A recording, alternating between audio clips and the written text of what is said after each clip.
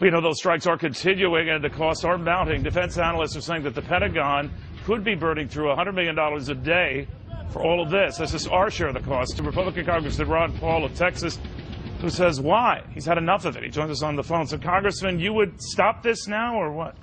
Yeah, I would have stopped it a long time before it even started, and I even suggested that Obama not do it. A couple weeks ago, I introduced a resolution that said that he shouldn't do it. He ought to bring it to the Congress and debate it before he does it, but I guess he didn't get my message. Well, I'm wondering, the fact that the president went along with this, we're told grudgingly, Congressman, that he too realizes the limitations of this, or that the world court of opinion was such that if we didn't get involved, France or the others were going to lead the way, so we had to. What do you think?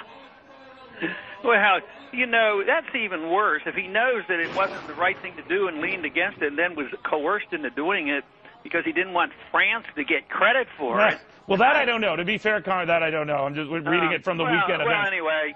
But you don't think foreign aid of any sort is advisable, certainly in this region where we have a habit of picking the wrong guys, right?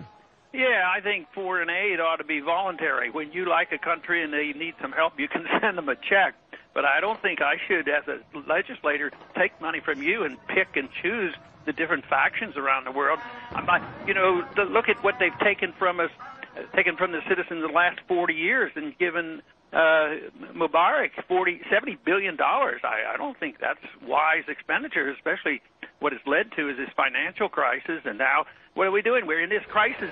They're deciding to spend all this money again. I mean, it makes no sense at all. And I think the American people are going to wake up a little sooner this time. I think they finally woke up and said we ought to get out of Afghanistan.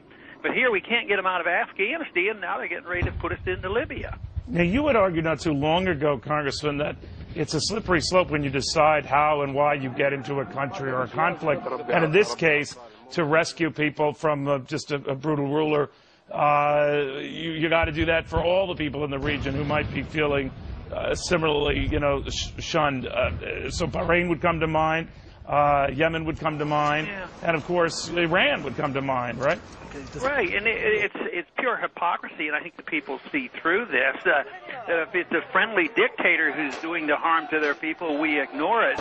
But if it's somebody else, and all of a sudden we use that as an excuse to go in, but there has to be ulterior motives. I don't believe for a minute, and I don't think the American people believe that this is only for humanitarian reasons. I just don't think they're buying into that anymore, because they might have noticed that Libya has a little bit of oil over there. In the last 5 years, the West has put a lot of investments into Libya, and that probably has a lot more to do with it than humanitarianism. It has a lot to do with Germany abstaining and not taking part because it has direct economic ties. But to that point, Congressman, Dennis Kucinich, a Democrat former presidential candidate, went so far as to say these are impeachable grounds to go after the president. What do you make of that? Well, I think they are. I don't think that's going to happen. I doubt if you could get 5 people to do it. But no, I think so many of our presidents ever since World War II have done things they shouldn't have done, and technically they're impeachable because they're unconstitutional. But how many things have the Congress done that are unconstitutional? So it's a whole system that has just rejected the whole notion of the rule of law and obeying the Constitution. So I think that's a point you can make, but more importantly, what we need to do is wake up the American people, wake up the Congress, and go back to Congress next week, have a strong resolution condemning it and denying all funds for, any adventurism into Libya. Congressman, I talked to Donald Trump not too long ago, and one of your folks had argued, I think, saying it wasn't exactly on the up and up for him to send one of his people to Iowa on a corporate jet. In that conversation, Mr. Trump was saying of you that you have no chance ever being president or getting elected.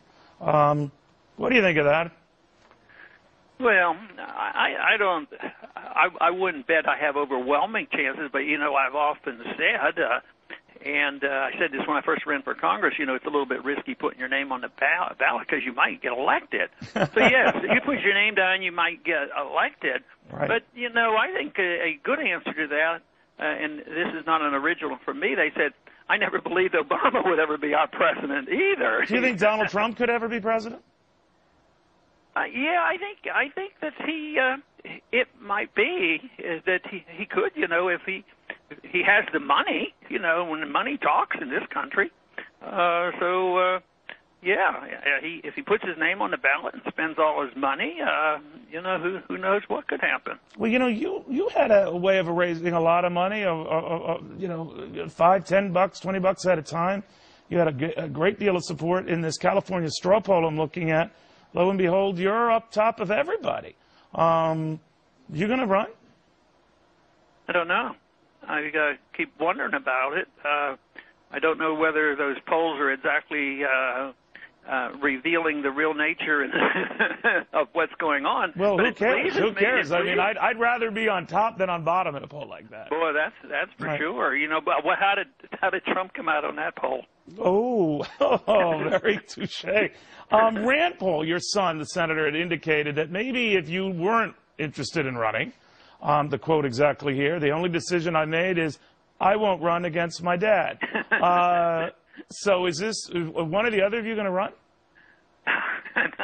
I have no idea, because I'd be surprised if he'd be ready to take on another campaign after getting in office for 2 months. I mean, you were there on the day he was sworn in. Right. That doesn't seem so long ago. Well, because I was there, actually, because I was there the day you were sworn in and talked to both of you the day you were sworn in, I think it only fair that one or the other of you decides to run for president, you announce it and do it on my show rather than, let's say, Sean Hannity. I think that would be a waste of time, right? Well, as long as you promise that you'll call me when you make your decision to run for public office.